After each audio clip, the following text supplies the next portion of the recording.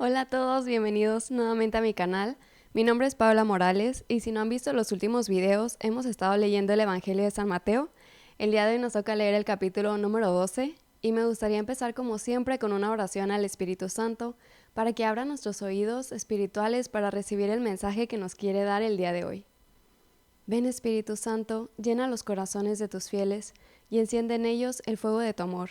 Envía Señor tu Espíritu y todo será creado y se renovará la faz de la tierra. Yo voy a estar utilizando la Biblia latinoamericana, pero me pueden seguir con cualquier Biblia que tengan a la mano. Y empezamos en el capítulo número 12.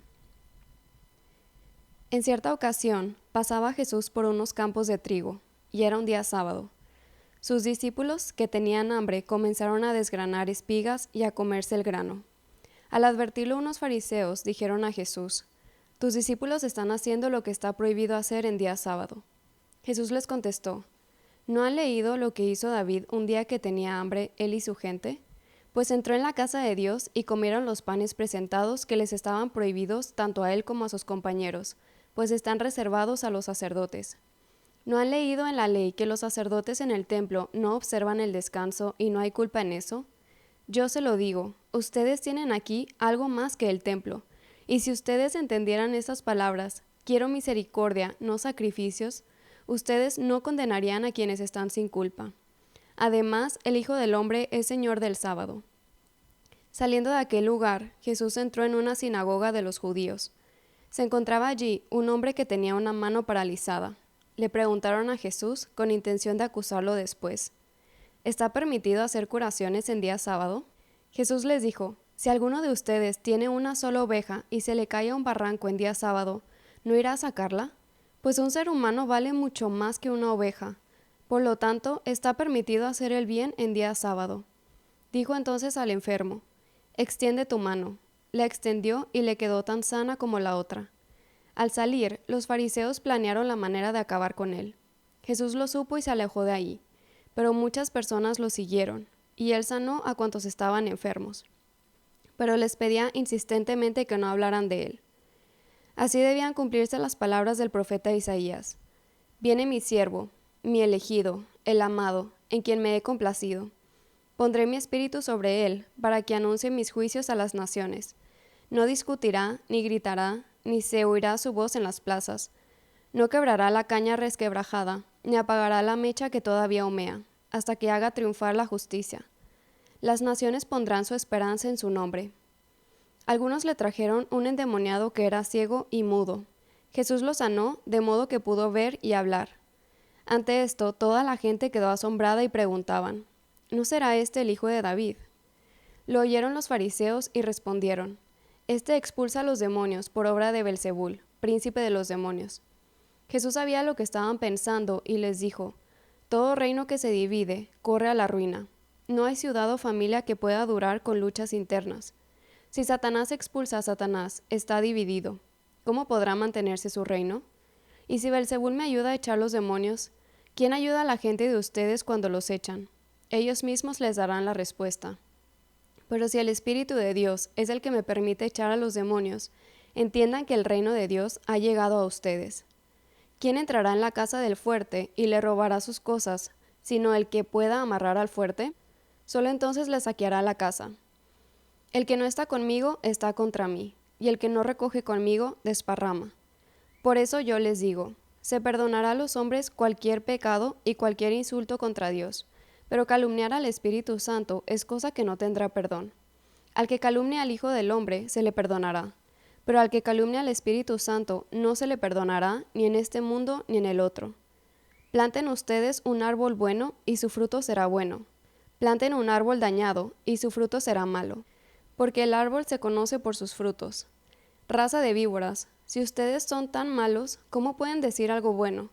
La boca siempre habla de lo que está lleno el corazón. El hombre bueno saca cosas buenas del bien que guarda dentro, y el que es malo, de su mal acumulado, saca cosas malas.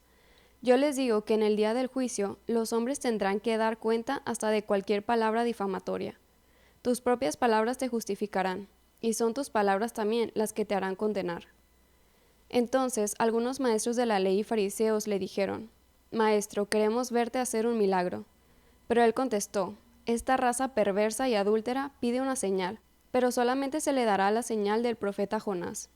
Porque del mismo modo que Jonás estuvo 3 días y 3 noches en el vientre del gran pez, así también el Hijo del Hombre estará 3 días y 3 noches en el seno de la tierra. Los hombres de Nínive resucitarán en el día del juicio junto con esta generación y la condenarán, porque ellos cambiaron su conducta ante la predicación de Jonás, y aquí ustedes tienen mucho más que Jonás. La reina del sur resucitará en el día del juicio junto con los hombres de hoy, y los condenará, porque ella vino desde los confines de la tierra para escuchar la sabiduría de Salomón, y aquí ustedes tienen mucho más que Salomón. Cuando el espíritu malo sale del hombre, empieza a recorrer lugares áridos, buscando un sitio de descanso, y no lo encuentra. Entonces se dice, volveré a mi casa de donde salí. Al llegar, la encuentra desocupada, bien barrida y ordenada. Se va entonces y regresa con otros 7 espíritus peores que él. Entran y se quedan allí. La nueva condición de la persona es peor que la primera, y esto es lo que le va a pasar a esta generación perversa. Mientras Jesús estaba todavía hablando a la muchedumbre, su madre y sus hermanos estaban de pie afuera, pues querían hablar con él. Alguien le dijo, «Tu madre y tus hermanos están ahí fuera y quieren hablar contigo».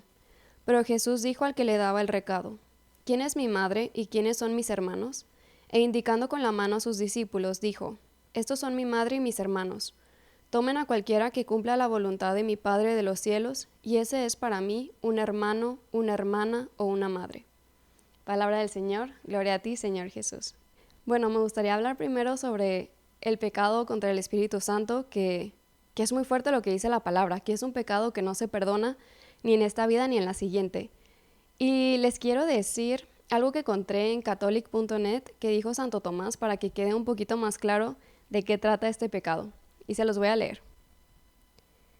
El pecado contra el Espíritu Santo es todo pecado que pone un obstáculo particularmente grave a la obra de la redención en el alma, es decir, que hace sumamente difícil la conversión al bien o la salida del pecado.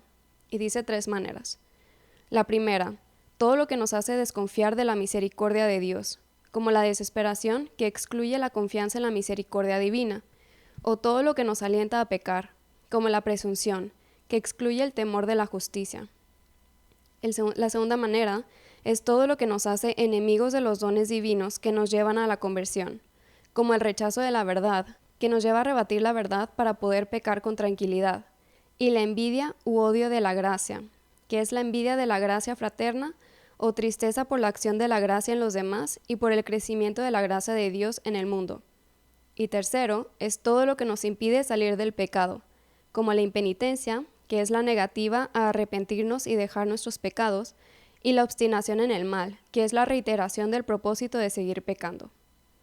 O sea, estamos en tal condición y tan sumergidos en el pecado que nosotros mismos rechazamos la gracia que nos lleva al arrepentimiento y que da pie al perdón, incluso en la hora de la muerte, por lo que resulta en la condenación.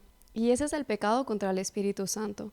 Pero Dios por eso nos sigue llamando y nos sigue buscando, porque Él no quiere que nadie se pierda. Él quiere que todos nosotros recibamos su Espíritu Santo y que podamos experimentar su gozo y su amor.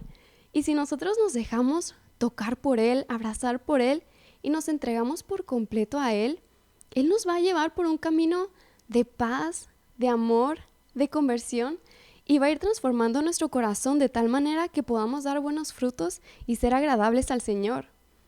Pero es verdad que también nos puede pasar que atendemos al llamado de Dios y como que nos animamos un poco, nos prendemos en fuego por el Señor y cambiamos nuestra conducta. Pero si nosotros no trabajamos en crear una relación íntima con Jesús, que al final de cuentas es el que nos da fuerzas para seguir adelante en el camino de la conversión, que es un camino cuesta arriba, si nosotros no tenemos una verdadera experiencia de Dios, entonces vamos a empezar a pensar que estábamos mejor antes y vamos a querer regresar a vivir la vida como la hacíamos antes, porque era más cómodo, porque era lo que conocíamos. Y esto me recuerda un poco a los israelitas en el desierto después de que Dios los rescató de Egipto, que ellos se empezaron a cansar del camino por el que Dios los estaba llevando y no veían el día en que iban a llegar a la tierra prometida y empezaron a pensar que estaban mejor en Egipto. Pero en Egipto eran esclavos.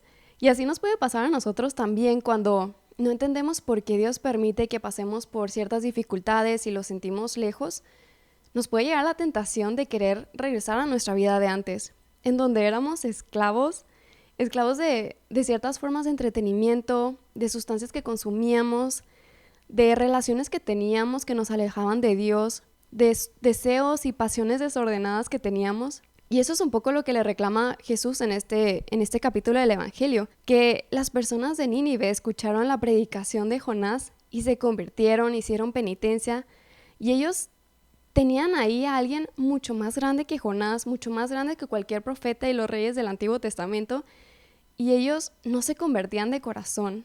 Ellos no entendían bien la palabra del Señor y ellos simplemente seguían normas por seguirlas. Y no entendían el mensaje que Dios les estaba pidiendo, que quería misericordia, que quería amor, que quería una sincera conversión y frutos de corazón.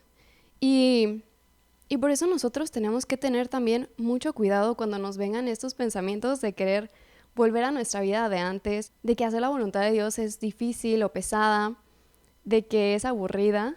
Tenemos que tener mucho cuidado y más bien son estos momentos en los que tenemos que aferrarnos más al Señor y pedirle su ayuda para que no nos deje caer, para que no nos deje volver a nuestra vida de antes y para que podamos seguir adelante siguiendo su voluntad.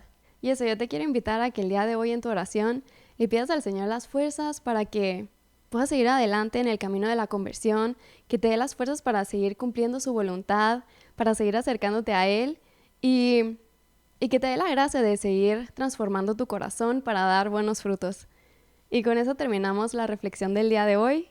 Por favor, pon en los comentarios qué fue lo que el Señor te habló con esta lectura, qué ha estado haciendo en tu corazón desde que empezamos a leer este Evangelio. Y nos vemos en el siguiente video para seguir leyendo el Evangelio de San Mateo.